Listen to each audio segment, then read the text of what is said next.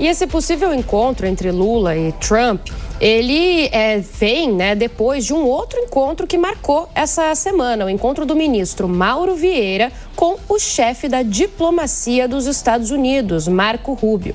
O brasileiro declarou que o encontro foi ótimo e muito produtivo, com a discussão da possibilidade, então, de um encontro, como a gente viu na reportagem, entre os presidentes Lula e Donald Trump.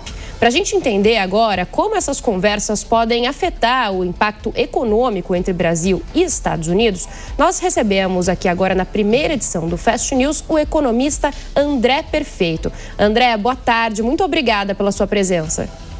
Boa tarde, eu que agradeço o convite. Queria já que a gente começasse, então, prospectando o que pode vir a partir de agora, né? Nessa reunião entre Rubio e Vieira, parece que ficou acertado um cronograma de negociações. Agora, então, uma expectativa de Lula e Trump juntos. Será que a gente pode ter rapidamente negociações avançando? E em que sentido? Dá para esperar alguma coisa já, André? Olha, eu não sou muito entusiasta desses encontros, porque a gente sabe que do lado americano eles não têm muito como recuar em alguns temas, né? Por exemplo, né? Aí tem que lembrar que o Donald Trump fez todo esse processo de tarifas porque eles estão com um problema muito concreto nas transações correntes deles, né? Eles precisam ajustar isso o mais rápido possível. Então, algum tipo de, vamos dizer, de imposição, de tarifa, vai continuar tendo, né? Agora, o que eu acho importante desse encontro, dessa aproximação do Marco Rubio com Vieira, do próprio Lula com o Trump, tem a ver com uma dimensão um pouco mais ampla, né? A gente tem visto uma ação, um interesse dos Estados Unidos no continente, né? Na América do Sul. Tem a discussão sobre a Venezuela, né? Que é, francamente, uma discussão bastante quente, né? Ele autorizou o uso da CIA e, mais do que isso, ele disse que vai usar a CIA, né? Coisa que geralmente não se faz, né? Os presidentes americanos não falam que vão usar. E também tem uma série de ajudas à Argentina.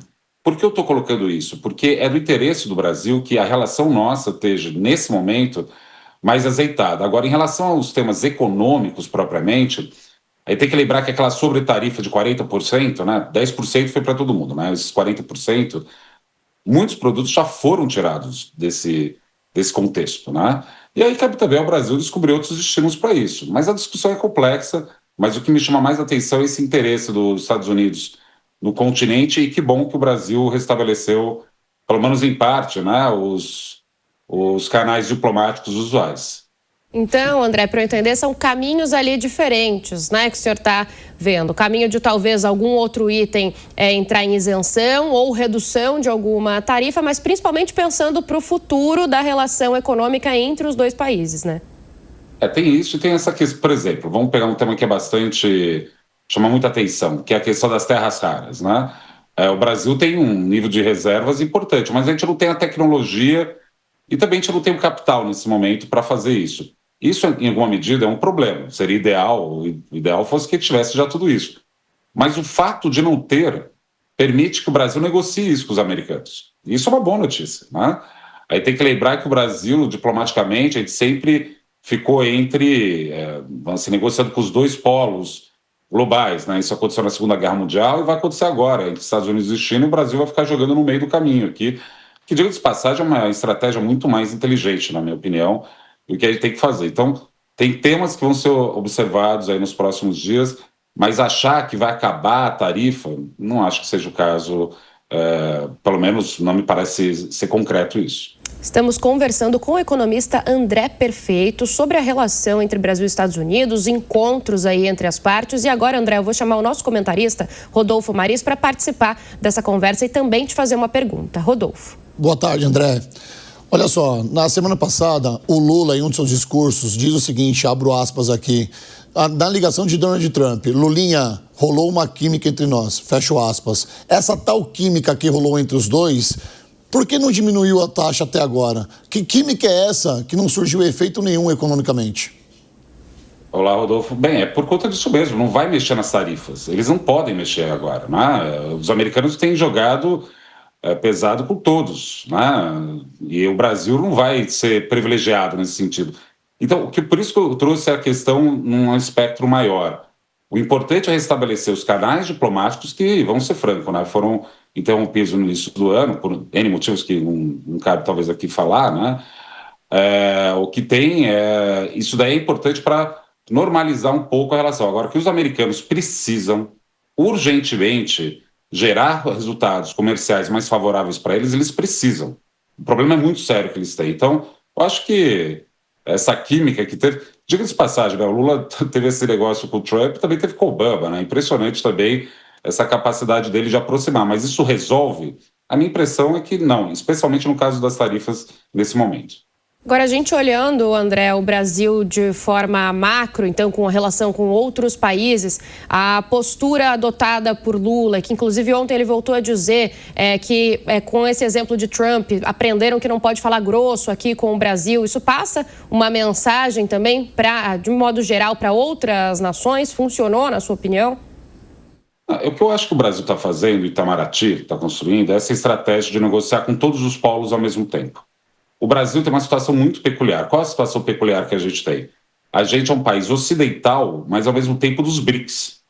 A gente é um país subdesenvolvido, mas está entre as nações mais ricas do mundo. Então a gente pode jogar um jogo diferente de que outros países podem, né? Tem países que não têm a capacidade de articulação que a gente tem. E agora a gente retomou isso. Agora, se isso quer dizer que vai acabar as tarifas, eu sou cético em relação a isso. Pode ser que eu me surpreenda, mas eu acho que não é o caso. O que é importante para mim, eu insisto nesse ponto, é que, dados os interesses estratégicos dos Estados Unidos na região, e insisto, o que o Trump anunciou em relação à Venezuela não é pouca coisa, é sério o que ele fez lá, e o que ele está fazendo com a Argentina. Basicamente, ele está carregando o governo Milei no colo. Então, isso tudo coloca os interesses brasileiros também na região com algum tipo de ameaça. A gente tem que saber negociar, e que bom que seja de uma forma mais cordial. Não é do estilo nosso, nem enquanto nação, nem enquanto instituições como Itamaraty, fazer algo mais agressivo. Então, acho que, de novo, ainda tem muita água para passar por baixo dessa ponte. Eu espero que... Espero não. O caminho agora está melhor. No começo do ano estava muito ruim o prognóstico que a gente podia dar para esse tema. Para a gente fechar, mais uma pergunta do Rodolfo Maris. Por favor, Rodolfo. André, eu gostaria que você colocasse aqui a sua projeção para os próximos 6 meses, ou quem sabe até um ano, se essa se essa taxação permanecer. Ela vai permanecer e vai acontecer um efeito muito claro, né? O Brasil vai diminuir o fluxo do comércio com os americanos, e isso daí tem um custo que é da balança comercial. Agora, o Brasil também, quando você pega os dados, ele está aumentando fortemente as exportações para outros setores, para outros países. Então, essa dificuldade, vou colocar desse jeito educado a essa hora da manhã, mas esse problema, né, que está acontecendo com o Brasil e com o resto do mundo, vai forçar uma reorganização do comércio global. E a gente tem possibilidade, dado o governo, mas não só o governo, estou falando da iniciativa privada brasileira, que é altamente pujante, né? A gente tem empresas de altíssimo calibre com capacidade de atender outros mercados. Isso daí parece que vai ser o caminho mais natural. Agora, se conseguir tirar as tarifas, o que eu acho difícil, melhor. Mas senão vai ter que diminuir o comércio com os Estados Unidos mesmo. A gente falou muito, André, do quanto essas tarifas impactavam não só o Brasil, mas os Estados Unidos. Você vê esse impacto para eles lá e mesmo assim mantendo então essas taxações? Eu acho que sim. Tem um efeito nos Estados Unidos, sim. Eles vão manter essas taxações por conta desse problema de fundo. Quando eles resolveram o problema de transação corrente deles, eles vão relaxar. E cá entre nós, essa desvalorização do dólar não é a primeira vez que um presidente americano faz isso. O Richard Nixon fez isso na década de 70, o Ronald Reagan fez isso na década de 80, e agora o Trump está fazendo agora isso. Então, é natural que aconteça esse tipo de processo de tempos em tempos. Eu acho que vai doer agora no começo, é uma reorganização, mas depois a gente tem que avançar. E isso daí depende mais de nós do que deles. Ou seja, o Brasil tem que se tornar um país ágil o suficiente para conseguir avançar em outros mercados, e eu tenho muita fé na iniciativa privada brasileira e também na capacidade do Itamaraty de conduzir esse processo. Nós conversamos com o economista André Perfeito sobre então a situação econômica e a relação aí, principalmente de tarifas entre Brasil e Estados Unidos. André, muito obrigada, viu, pela sua participação. Eu que agradeço, um abraço a todos.